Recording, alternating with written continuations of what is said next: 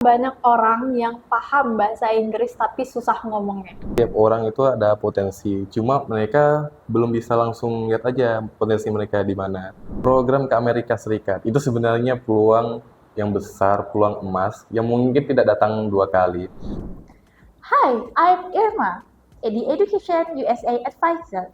Be sure to watch all the Education USA podcasts because you will get many insightful information from our expert speakers.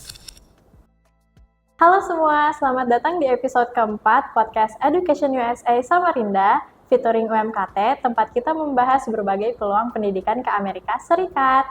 Saya Sabrina, hari ini kita akan membahas tentang bagaimana sih cara untuk meningkatkan kemampuan berbahasa Inggris dan bagaimana sih cara mengembangkan potensi diri untuk mengikuti program-program ke Amerika Serikat.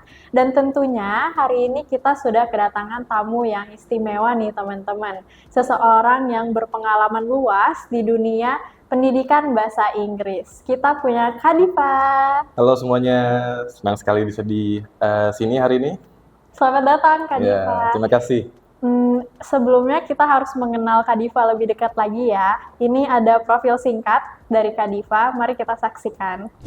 Kenalkan, Kak Diva Pangestu Ispriyadi, mahasiswa pendidikan bahasa Inggris di Universitas Muhammadiyah Kalimantan Timur yang sudah menekuni industri multimedia selama lebih dari 6 tahun. Dengan keahlian dalam kreativitas, komunikasi, serta kepemimpinan yang kuat, ia mampu beradaptasi dengan berbagai tantangan di dunia profesional. Selain aktif di dunia perfilman sebagai scriptwriter dan aktor, Diva juga memiliki pengalaman sebagai mentor dan pemimpin di berbagai organisasi mahasiswa. Ia pernah menjadi Kepala Humas Asosiasi Mahasiswa, serta menjadi pembicara dalam seminar dan konferensi internasional. Tak hanya itu, Kak Diva juga aktif sebagai tutor bahasa Inggris dan telah mengikuti berbagai program kepemimpinan, termasuk Camp EPIC. Camp EPIC adalah program pelatihan kepemimpinan yang diselenggarakan oleh Kedutaan Besar Amerika Serikat di Jakarta. Program ini bertujuan untuk mengembangkan keterampilan kepemimpinan, komunikasi, dan kolaborasi bagi para peserta terpilih dari berbagai daerah di Indonesia. Sebagai peserta Camp EPIC 2024, Kak Diva berperan aktif dalam berbagai kegiatan pengembangan diri, diskusi kelompok, dan simulasi pemecahan masalah sosial.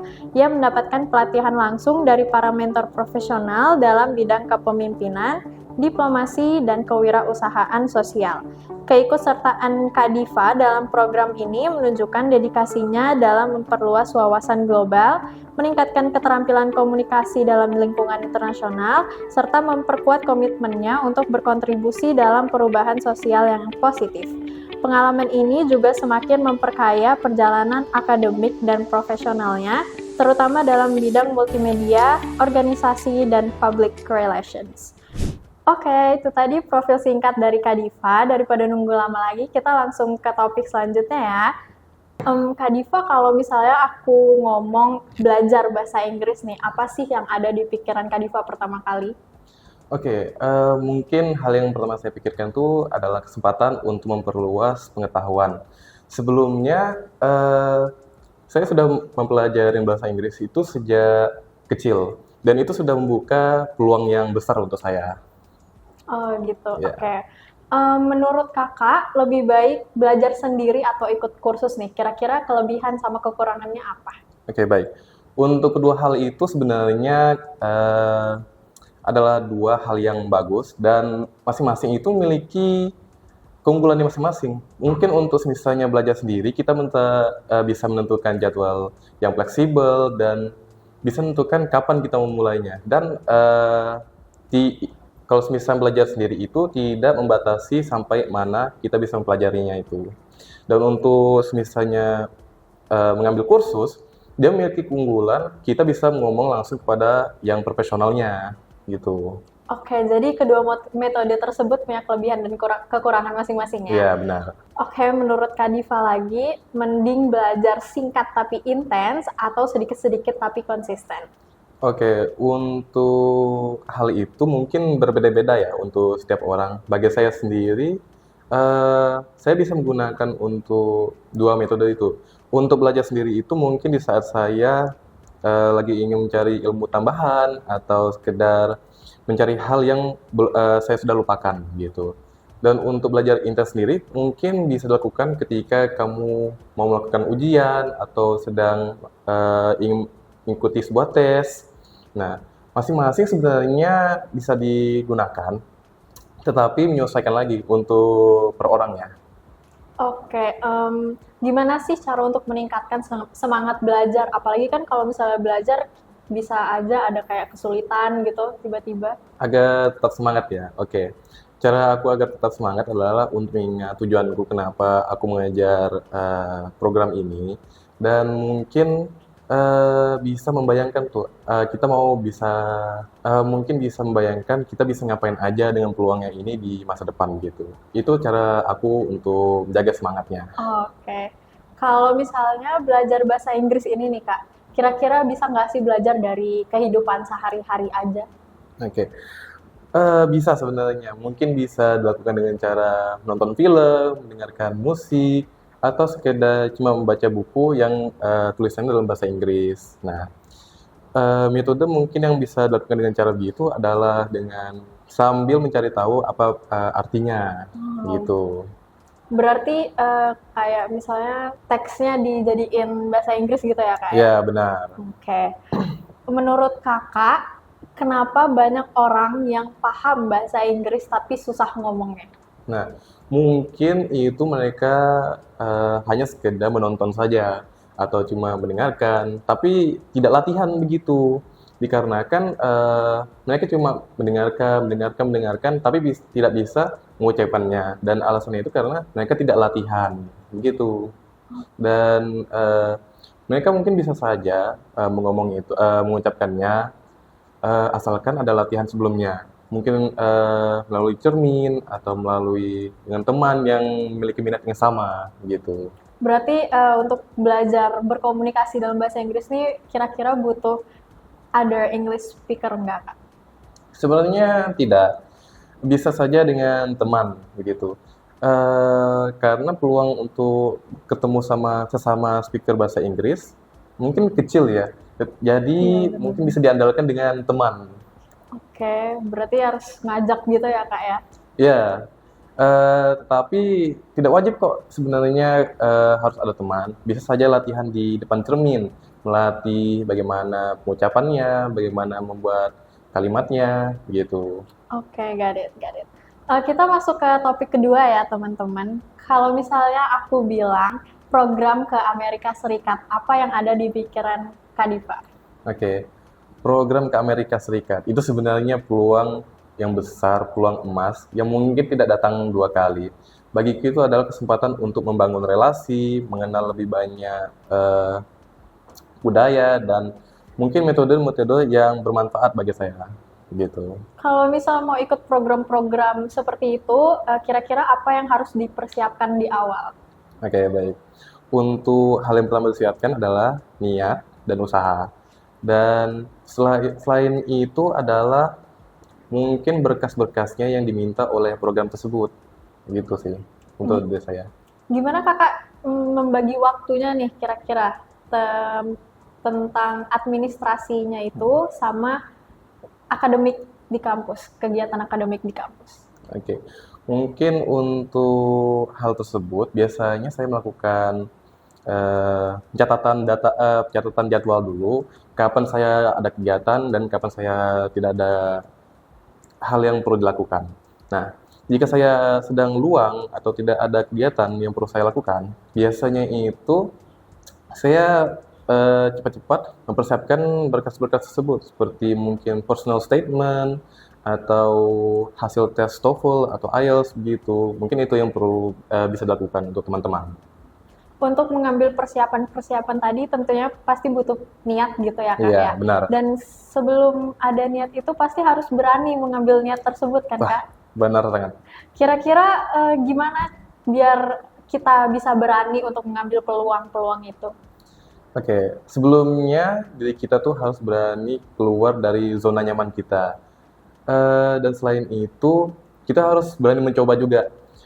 Karena jika kita cuma ada di zona nyaman, mungkin kita tuh bisa mencoba seperti hal yang program tadi yang kita bahas, gitu. Oke, selanjutnya bicara tentang potensi diri nih Kak. Menurut Potensi. Kakak kira-kira semua orang itu punya potensi diri yang wah gitu atau ada aja yang biasa-biasa gitu? Mungkin setiap orang itu ada potensi, cuma mereka belum bisa langsung lihat aja potensi mereka di mana. Untuk diri saya sendiri, saya mencoba berbagai hal, dari mencoba pelatihan leadership, mencoba pelatihan dari alih-alihnya seperti speaking, dan mencoba hal yang di luar zona nyaman saya gitu. Dan untuk hal potensi diri itu, diri kita bisa mencari gitu, mengeksplorasi kesempatan-kesempatan yang ada. Dan mungkin bisa dilakukan itu dengan ya mencoba hal yang out of the box gitu. Untuk hal itu biasanya berguna untuk menemukan potensi kita. Dan asalkan kita tidak menyerah aja, saya yakin bisa ketemu. Berarti intinya jangan menyerah gitu ya? Jangan menyerah. Oke, tadi udah ngomongin potensi diri. Kira-kira kalau misalnya ada orang yang ngerasa dia tuh nggak punya potensi diri sama sekali gitu, apakah Kakak ada nasihat gitu buat orang itu? Untuk teman-teman yang merasa tidak punya potensi, saya mohon jangan merasa begitu, karena saya yakin setiap orang itu punya potensinya masing-masing.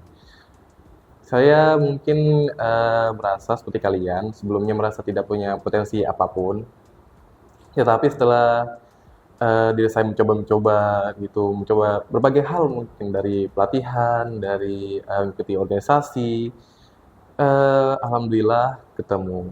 Dan itu salah satu nasihat saya adalah sebelum nyata itu jangan menyerah. Saya yakin jika kamu tidak menyerah, mungkin di suatu hari nanti bakal ketemu potensinya. Jadi kita nggak boleh nyerah ya teman-teman untuk mencari potensi diri kita sendiri. Dengar-dengar Kak Diva ini mau ikut volunteer yang ketiga negara nih Kak, bisa nggak sih iya, ceritain benar. program itu? Oke. Baik, program yang saya sedang ikutin ini adalah program volunteer yang kepada ketiga negara. Yang pertama adalah Malaysia, Singapura, dan Thailand. Dan program ini berisi kegiatan seperti mengajar kepada anak-anak, melakukan grup diskusi, dan berkunjung kepada universitas-universitas yang ada di ketiga negara tersebut. Dan menurut saya itu adalah kesempatan yang besar, karena saya bisa memperluas relasi lagi, mencari kesempatan untuk mendapatkan informasi atau metode-metode yang sering digunakan oleh teman-teman volunteering lainnya. Kira-kira kalau misalnya teman-teman yang nonton nih Kak, punya pertanyaan lebih lanjut tentang motivasi, inspirasi, atau apapun itu, kira-kira kemana ya Kak nanya-nanya? Oke, baik. Mungkin bisa dimulai dengan mengikuti komunitas-komunitas pengajar bahasa Inggris. Buat yang teman-teman bidang pendidikan. Untuk yang di luar bidang pendidikan, kamu juga bisa ikut komunitasnya dan mencari relasi juga. Mungkin untuk yang mencari tempatnya itu bisa dicari secara online atau platform-platform yang menyediakan komunitas tersebut. Oke. Dari semua hal yang kita bahas hari ini nih Kak, kira-kira satu hal yang perlu diingat sama teman-teman yang nonton ini kira-kira apa? Oke, baik.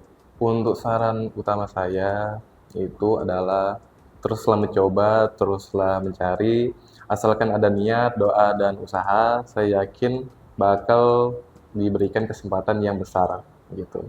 Oke, itu tadi topik terakhir kita teman-teman. Terima kasih Kak Diva Ya, atas sama-sama. insight-nya. Semoga teman-teman yang menonton bisa mendapatkan manfaat yang banyak ya dari obrolan kita hari ini.